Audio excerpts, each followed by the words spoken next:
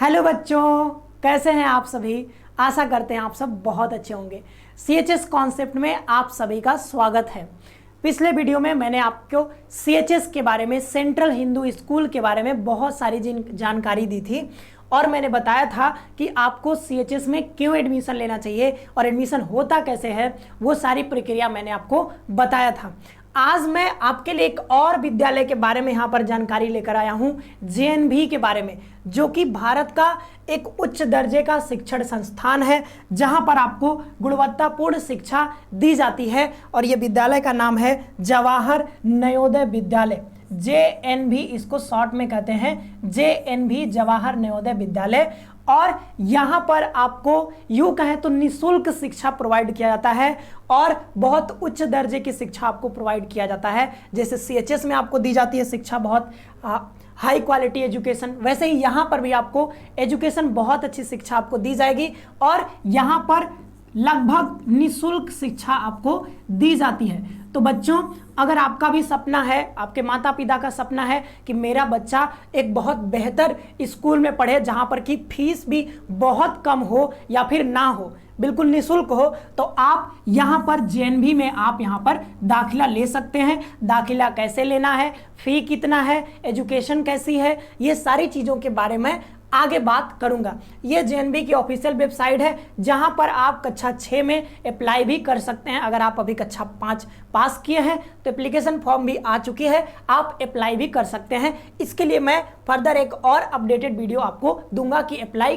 करना कैसे है, ठीक है। तो अभी मैं जेएनवी के बारे में आपको मैं बताऊंगा। जेएनवी, जब हम जवाहर नवोदय विद्यालय की बात करते हैं तो इसकी स्थापना राष्ट्रीय शिक्षा नीति 1986 के अंतर्गत की गई थी और उसमें यह कहा गया था कि हर जिले में एक नवोदय विद्यालय खोला जाएगा। और आज लगभग बात करें तो पूरे भारत में 661 के आसपास नवोदय विद्यालय हैं, ठीक है। तो आपके डिस्ट्रिक्ट में भी एक नवोदय विद्यालय होगा जहां पर आप जब अप्लाई करेंगे, जब आप एग्जाम देंगे, जब आप पास करेंगे तो वहां पर जाकर के आप एडमिशन ले सकते हैं। ये प्रक्रिया पूरी कैसे होगी उसके बारे में मैं आपको बताऊंगा। पूरा जो डिटेल है वो मैं इस वीडियो में आपको बताने वाला हूं। तो यहां पर मैं आ गया हूं जवाहर नवोदय विद्यालय, जेएनवी के बारे में आपको बताऊंगा। तो जेएनवी, जैसा कि आपने जान ही लिया कि एक सरकारी विद्यालय है। क्या है? गवर्नमेंट स्कूल है एक तरह से, जो कि इसका पूरा जो है देख रेख वो सेंट्रल गवर्नमेंट ही करती है। सेंट्रल गवर्नमेंट ही करती है, मिनिस्ट्री ऑफ एजुकेशन के अंदर ये काम करती है। और यहाँ पर मैंने जैसा कि बताया कि निःशुल्क शिक्षा और जो क्वालिटी शिक्षा जिसको बोलते हैं, निःशुल्क भी मिलेगी आपको और बहुत बेहतर जो क्वालिटी इसकी होगी, गुणवत्तापूर्ण शिक्षा आपको दी जाती है। जैसा कि सीएचएस के बारे में मैंने आपको बताया था, वैसे जेएनवी में भी आपको वैसे ही शिक्षा आपको दी जाती है। और शिक्षा के साथ साथ आपको स्पोर्ट्स में, सिंगिंग में, डांसिंग में, वो भी सारी चीज़ें आपको एक्स्ट्रा करिकुलर एक्टिविटीज़ में भी आपको पार्टिसिपेट करने का मौका मिलता है। हॉस्टल की सुविधा दी जाती है और कई सारी चीज़ें आपको, यूनिफॉर्म प्रोवाइड किया जाता है, शूज़ प्रोवाइड किया जाता है, बिल्कुल फ्री में एकदम, ठीक है। तो लेकिन यहाँ पर आने के लिए, यहाँ तक पहुँचने के लिए आपको थोड़ा सा खुद पर काम करना पड़ेगा बच्चों। आपको इसके लिए रिलेटेड जो भी है आपको तैयारी करनी पड़ेगी, प्रिपरेशन करनी पड़ेगी, क्योंकि जो है कि 80 सीट्स ही होते हैं, ठीक है। आपको यहाँ पर कक्षा 6 में अगर एडमिशन लेना है, क्लास 6 में, तो आप यहाँ पर सिर्फ और सिर्फ आपके ज़िले में अगर कोई अगर है जेएनवी, ठीक है, हर ज़िले में होती है, तो आपके जो ज़िले में जेएनवी है वहाँ पर हर साल जो है 80 स्टूडेंट्स के लिए सीट निकाला जाता है, ठीक है। 80 सीट्स वहाँ पर होते हैं हर साल हर नवोदय विद्यालय में। तो 80 सीट्स में यहाँ पर आपको एंट्रेंस एग्ज़ाम देना पड़ता है, फिर आपको जब आप पास करेंगे इसको तब आप वहाँ पर पहुँच सकते हैं। तो यहाँ भी आपको एंट्रेंस एग्जाम देना पड़ेगा। तो आपको कहीं ना कहीं एक मेधावी छात्र के रूप में यहाँ पर खुद को प्रूव करना पड़ेगा कि आप मेधावी छात्र हैं, आप उन 80 में से एक बनने के काबिल हैं, तब यहाँ पर आप आ पाएंगे। तो तैयारी कैसे करनी है, उन सारी चीज़ों के बारे में बाद में बात करूँगा, क्योंकि ये वीडियो जो है वो पूरी एक सीरीज़ आने वाली है जिसमें कि हम जो भी प्रमुख जो विद्यालय हैं, स्कूल्स हैं, उनके बारे में हम लोग बात करेंगे। सैनिक स्कूल हो गया, जेएनवी के बारे में बता रहा हूँ अभी, सीएचएस के बारे में, और भी जितने भी विद्यालय हैं जहाँ पर गुणवत्तापूर्ण शिक्षा बहुत कम फी में दी जाती है, उसके बारे में हम लोग चर्चा करेंगे। तो आज हम जेएनवी के बारे में बात कर रहे हैं, तो आगे के डिटेल मैं दूंगा, कैसे एडमिशन लेना है, कौन से बुक्स पढ़ने हैं, ठीक है। वो सारी चीज़ें जो है एक एक वीडियो आती रहेंगी, उनमें हम लोग बात करेंगे। लेकिन आज यहाँ पर मैं जो एक पूरा बेसिक जो स्ट्रक्चर है वो मैं समझाने वाला हूँ। तो यहाँ पर मैं एडमिशन की बात कर लेता हूँ कि एडमिशन आपको मिलेगा कैसे। मतलब कि अगर आप जेएनबी में जाना चाहते हैं तो आप वहाँ पर कैसे पहुँच सकते हैं।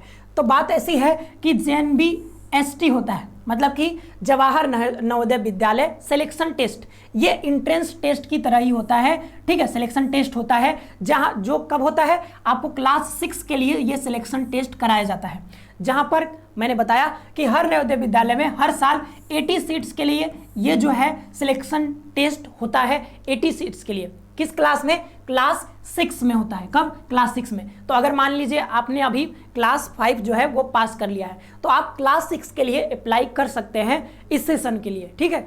तो आप ये एग्जाम क्वालिफाई करिए और क्लास 6 में आप एडमिशन ले लीजिए, ठीक है।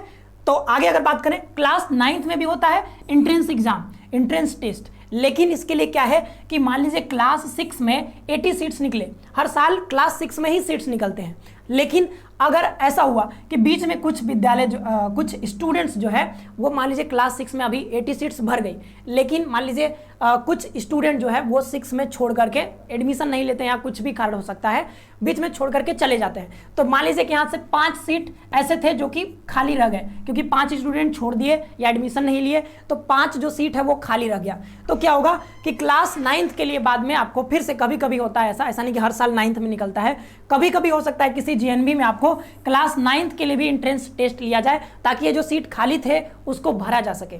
लेकिन अगर ऐसा हो कि क्लास 11th में अगर ऐसा हो खाली रह जाता सीट, तो क्लास 11th में भी एडमिशन लिया जाता है कभी कभी, बट वो होता है मेरिट के बेस पर, यानी आप क्लास 10th में जितने मार्क्स पाए रहेंगे उसके अकॉर्डिंग आपको यहाँ पर क्लास 11th में भी एडमिशन मिल सकता है।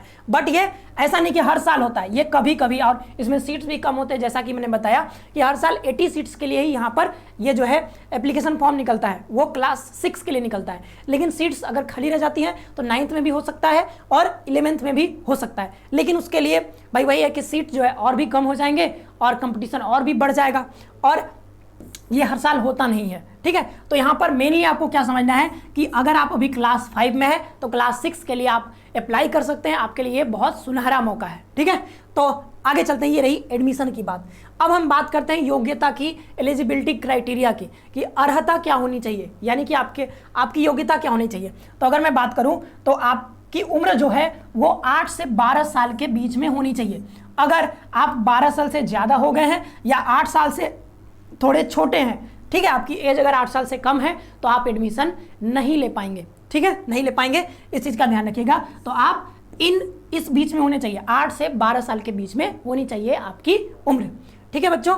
तो आगे मैं चलूँ तो क्लास 3 और 5 तक किसी सरकारी स्कूल से या किसी मान्यता प्राप्त प्राइवेट स्कूल से आप पढ़े रहने चाहिए। मतलब आप 3 से लेकर के 5 तक किसी न किसी मान्यता प्राप्त स्कूल से या फिर सरकारी स्कूल से आप पास आउट होने चाहिए, ठीक है। यानी कि 3 से 5 तक आपके पास रिजल्ट कार्ड होना चाहिए, 3 से 5 तक का, 1-2 का नहीं रहेगा तो वो मांगते भी नहीं है, 3 से 5 तक आपके पास रहना चाहिए, ठीक है बच्चों। तो आगे अगर चले हम तो no candidate can appear twice, मतलब इसका ये है कि अगर आपने एक बार JNB का एग्जाम दे दिया तो आप अगर फेल हो गए, मतलब 80 सीट्स में आपने जो है अपनी जगह नहीं बना पाया, तो बच्चों आप दोबारा पेपर नहीं दे सकते हैं। मतलब क्या है कि अगर आप एक बार फेल हो गए तो आप दोबारा पेपर नहीं दे पाएंगे, आप दोबारा पेपर जो है नहीं दे पाएंगे, JNB के लिए दोबारा अपीयर नहीं हो पाएंगे। इस एग्ज़ाम के लिए जो मैंने बताया JNBST जो एग्ज़ाम का नाम जो बताया, ठीक है, जवाहर नवोदय विद्यालय सिलेक्शन टेस्ट, उसमें आप दोबारा अपीयर नहीं हो सकते हैं। तो आप अपनी तैयारी इतना मजबूत कर लीजिए अगर आप पेपर देने जा रहे हैं कि एक ही बार में आपका जो है वो सिलेक्शन हो जाए, ठीक है। आगे अगर बात करें थोड़ी सी, तो आगे बात करें तो यहाँ पर रिजर्वेशन भी आपको मिलता है, मतलब कि आरक्षण। हो सकता है कुछ बच्चे ऐसे हैं जिनके आरक्षण के बारे में नहीं पता होगा, बट सिंपल बात यहाँ पर ये समझिए, ये टर्म आपको नहीं समझ में आता है कोई बात नहीं, आप इधर समझिए।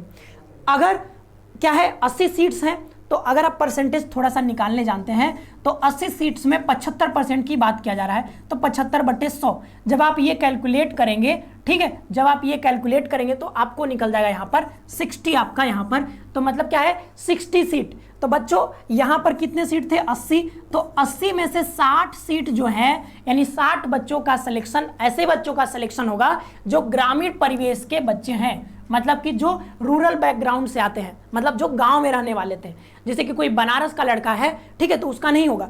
इन 60 सीट है इसमें वो बनारस का लड़का नहीं आ पाएगा, क्योंकि बनारस जो है वो सिटी एरिया है। तो जो ग्रामीण परिवेश के बच्चे हैं, ग्रामीण परिवेश के, तो ये कहा जा रहा है कि अगर देखिए, अगर बहुत बड़ा, जैसे कि एक डिस्ट्रिक्ट होता है, बहुत बड़ा होता है, जैसे बनारस है, तो बनारस में एक मेन सिटी है, कुछ मान लीजिए इसमें गांव भी होंगे, तो 60 जो सीट है वो 60 बच्चों का सिलेक्शन होगा। कहां से? जो ग्रामीण परिवेश से आते हैं, रूरल बैकग्राउंड से आते हैं, ठीक है, जो सिटी एरिया से आते हैं उनका, और जो बचेंगे 20 उसमें होगा सिलेक्शन इस 60 में। तो ये रिजर्व है किसके लिए? 75% सीट्स, 60 सीट्स ग्रामीण बच्चों के लिए। आगे बात करें तो यहाँ पर ST SC के लिए भी यहाँ पर आरक्षण दिया जाता है। जैसे कि अगर आप शेड्यूल कास्ट से या फिर शेड्यूल ट्राइब से आते हैं, ठीक है, अनुसूचित जाति या अनुसूचित जनजाति से आते हैं, तो उन बच्चों के लिए, यानी कि कोई भी बच्चा अगर इस कैटेगरी से आता है तो उनके लिए भी आरक्षण दिया जाता है। मिनिमम आरक्षण आपको मिल सकता है कितना? 15%। किसके लिए? SC के लिए, यानी कि इसमें से 15% सीट जो है, 80 में से 15% सीट SC कैटेगरी के बच्चों के लिए और 7.5% सीट ST कैटेगरी के बच्चों के लिए। यह मिनिमम है, मतलब कम से कम इतने परसेंट सीट तो आरक्षित होंगे ही। लेकिन अगर किसी जिले में मान लीजिए कि SC ST के जो बच्चे हैं उनकी संख्या बहुत ज़्यादा है, ठीक है, वहाँ पर बहुत सारे बच्चे हैं ST SC से बिलोंग करने वाले इस कैटेगरी से, तो वहाँ पर ऐसा भी हो सकता है कि मैक्सिमम जो आरक्षण है 50% आपको मिल सकता है। मतलब कि 80 में से 40 जो बच्चे होंगे वो हो सकते हैं कहाँ से? SC और ST कैटेगरी से। मान लीजिए कोई जिला है, जैसे मैं बात करूँ सोनभद्र की, तो सोनभद्र जो हमारा जिला है वहाँ पर जो ST है ना वो बहुत सारे लोग हैं ST कैटेगरी से, तो वहाँ पर हो सकता है ऐसा, मुझे तो ये पता नहीं है कंफर्म, बट ऐसा हो सकता है कि अगर इनकी आबादी जो है वो 15% से, मान लीजिए SC की आबादी उस जिले में 15% से ज़्यादा है, तो परसेंटेज के अकॉर्डिंग भी आपको आरक्षण दिया जा सकता है। 20% आपका आबादी है तो हो सकता है आरक्षण 20% मिले, 30% है तो 30%, 50% है तो 50%, लेकिन 50 से अगर ज़्यादा है तब भी 50 ही मिलेगा। ऐसा नहीं कि आप 50 से 51% ले लेंगे, ऐसा नहीं हो सकता। मैक्सिमम जो आरक्षण है, अधिकतम सीमा कितना है? 50% आपको मिल सकता है, ठीक है। और ये भी ध्यान रखना कि 1/3 भाग जो है वो सिर्फ और सिर्फ लड़कियों के लिए आरक्षित है, यानी कि जो 27 सीट्स हैं तो कम से कम 27 लड़कियां तो होंगी ही होंगी। मतलब 80 के लिए अगर ये JNB ST कराया जाता है सिलेक्शन टेस्ट, तो उसमें से 27 लड़कियों का चयन किया जाएगा, ठीक है बच्चों। तो अगर 80 बच्चे हैं टोटल, इसमें से 27 तो हो जाएंगी कौन? सिर्फ और सिर्फ लड़कियों का सिलेक्शन होगा, 27 लड़कियों का, ठीक है। और बाद बाकी जो बचेंगे वो होंगे लड़के, या फिर ऐसा भी हो सकता है, ये तो कम से कम संख्या है ना, 1/3 तो आरक्षित है, हो सकता है इससे ज़्यादा भी लड़कियां हैं, ठीक है, क्योंकि वो तो योग्यता पर डिपेंड करेगा ना, कि आप ज़्यादा योग्य हैं तो आपको उसमें ज़्यादा लड़कियां भी आ सकती हैं। आगे 3 सीट्स ये दिव्यांगों के लिए, अगर आप हैंडीकेप्ड हैं, ठीक है, हो सकता है कोई अंग आपका जो है वो मतलब दिव्यांग की कैटेगरी में आते हैं, ठीक है, कोई अंग काम नहीं करता है आपका ठीक से, जैसे हाथ नहीं है आपका, हो सकता है पैर नहीं है, कान में सुनाई नहीं देता है, तो आपके पास उसकी सर्टिफिकेट होगा उस चीज़ का, ठीक है।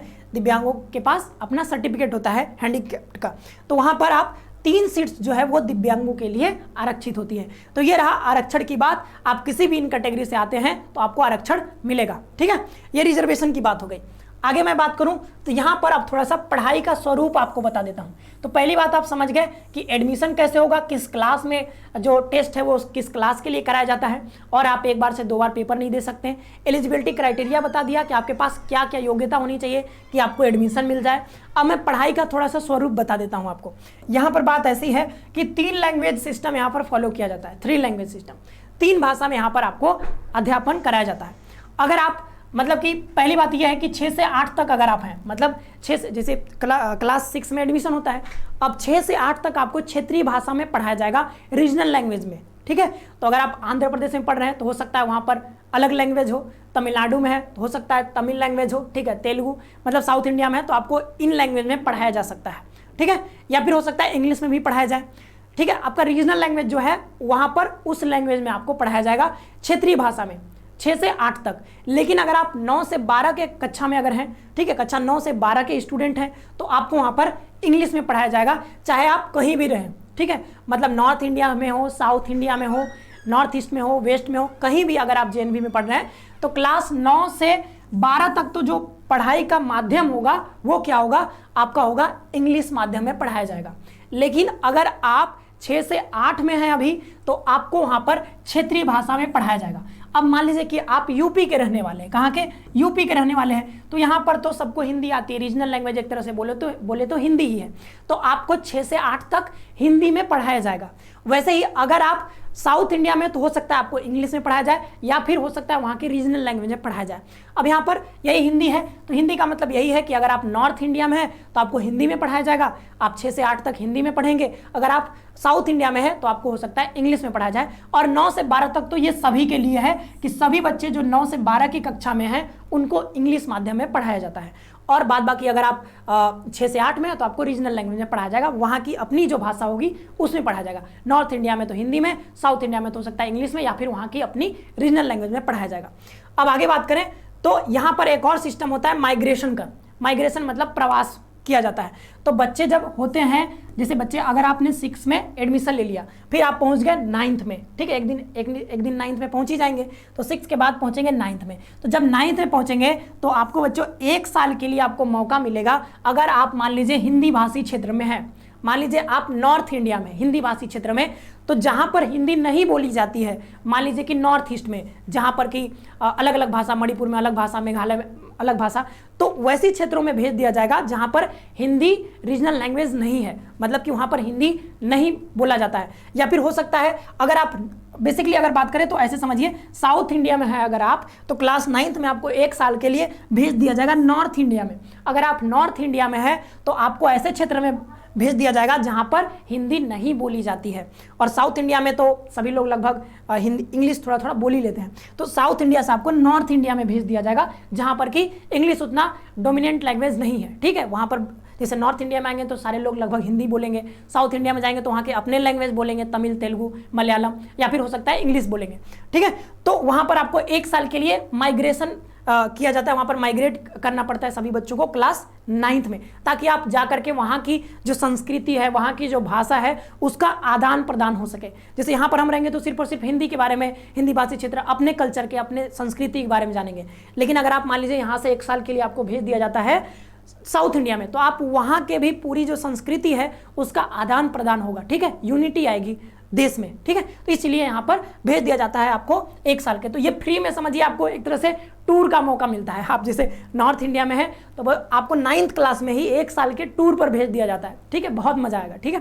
तो यहाँ पर देखिए, और आगे देखिए पढ़ाई में बात करें तो हाईली क्वालिफाइड टीचर्स होते हैं। ऐसा नहीं कि गाँव में कुछ टीचर ऐसे भी होते हैं, प्राइवेट स्कूल में जाएंगे आप तो ऐसा होगा कि कोई 12th पास किया है वही पढ़ाने आ गया, कोई BA पास किया है आपको पढ़ाने आ गया।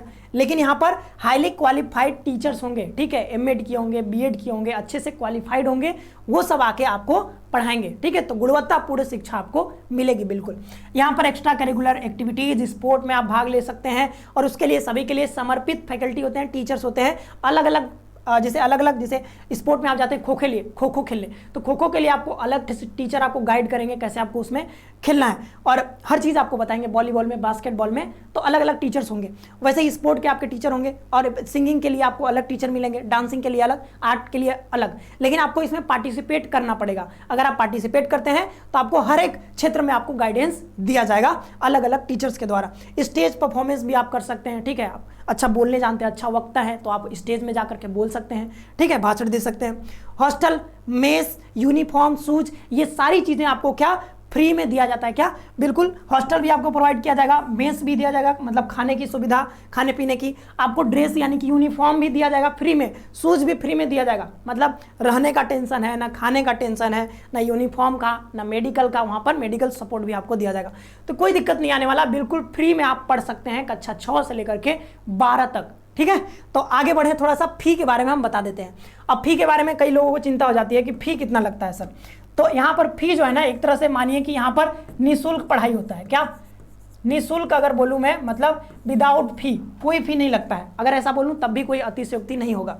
जैसे कि अगर शुल्क की बात करें तो क्लास 8 तक तो कोई भी फी नहीं लगता।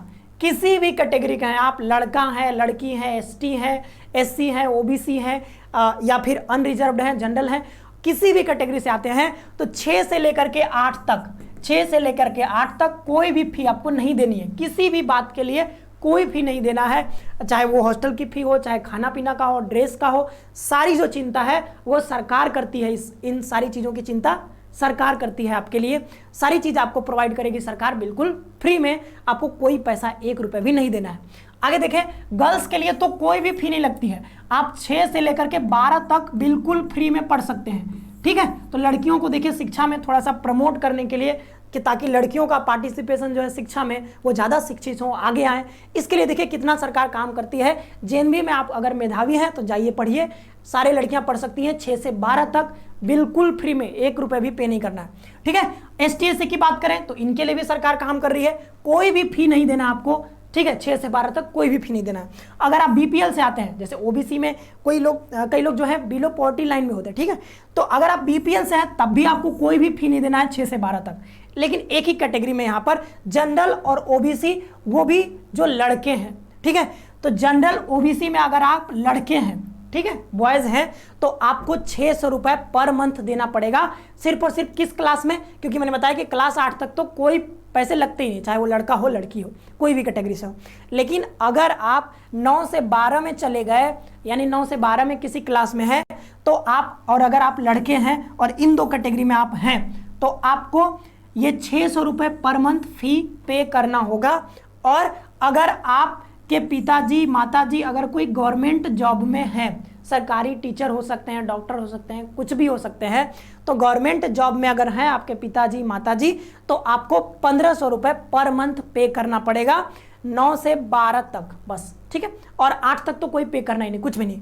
तो 600 रुपये पर मंथ, 2 ही कैटेगरी में यहाँ पर 2 ही बात पर यहाँ पर जो फी है आपसे चार्ज किया जाता है। अगर आप लड़के हैं, जनरल हैं, OBC हैं, अगर आप लड़के हैं, ठीक है, तो अगर आपके पिता गवर्नमेंट जॉब में है या माताश्री, तो आप 1500 रुपये पर मंथ पे करेंगे, और अगर कोई भी अगर गवर्नमेंट जॉब में नहीं है तो 600 रुपये पर मंथ, ठीक है।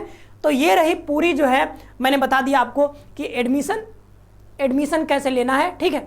एडमिशन आपको कैसे हो सकता है यहाँ पर जेएनवी में, ठीक है। बहुत एक बोले तो उच्चतम दर्जे का ये शिक्षण संस्थान है, जहाँ पर आपको गुणवत्तापूर्ण शिक्षा बिल्कुल बोले तो निःशुल्क आपको प्रोवाइड किया जाता है, ठीक है। तो आपके पास मौका है, अभी क्लास 6 का जो है वो एप्लीकेशन फॉर्म आया हुआ है जेएनवी का, उसके बारे में मैं अगले वीडियो में आपको पूरा प्रोसेस जो है वो बताऊंगा। मैंने इसमें एडमिशन के बारे में बता दिया आपको, मैंने यहाँ पर एलिजिबिलिटी क्राइटेरिया के बारे में बता दिया, आगे मैंने आपको बता दिया कि रिजर्वेशन किन किन कैटेगरी में है, ठीक है। आगे अगर बात करूँ तो यहाँ पर मैंने बता दिया पढ़ाई का स्वरूप कैसा है, ये मैंने शॉर्ट में बताया है। एक एक चीज़ों पर एक एक अलग अलग वीडियो आपको मिलेगा ताकि आपको डिटेल इन्फॉर्मेशन मिल सके। अभी के लिए बस ये एक तरह से ओवरव्यू है पूरा जेएनवी का, ठीक है। ये फी जो शुल्क की बात करते हैं तो शुल्क के बारे में भी मैंने बता दिया। तो आई होप कि जेएनवी के बारे में जो पूरा ओवरव्यू है, एक बारी जो पूरा आइडिया है, ठीक है, वो आपको मिल गया होगा। तो अब आने वाली वीडियो में मैं बताऊंगा, क्योंकि अभी जो है वो एप्लीकेशन फॉर्म आया है क्लास 6 के लिए, तो उसके बारे में मैं आपको बताऊंगा कि कैसे आप अप्लाई कर सकते हैं। तो अगर आप इच्छुक हैं,